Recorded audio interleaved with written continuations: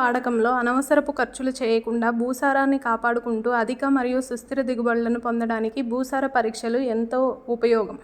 దీనికోసం రైతులు తమ పొలంలోని మట్టిని వర్షాధార భూముల్లో 3 సంవత్సరాలకు ఒకసారి, నీటి వసతి కింద 3 పంటలకు ఒకసారి పరీక్ష చేయించుకుంటే మంచిది. భూసార పరీక్షల్లో అన్నింటికన్నా ముందు తెలుసుకోవాల్సిన విషయం మట్టి నమూనాను సేకరించడం.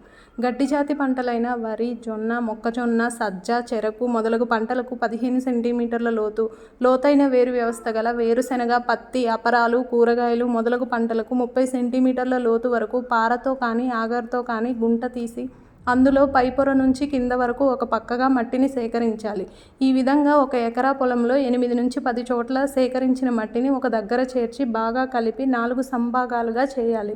అందులో ఎదుటి భాగాలు తీసుకొని మిగిలిన భాగాలు తీసివేయాలి. ఈ విధంగా 1/2 కిలో మట్టి వచ్చేంత వరకు చేయాలి. ఇలా సేకరించిన మట్టిలో రాళ్ళు, పంట వేర్లు మొదలగునవి లేకుండా చూసుకోవాలి.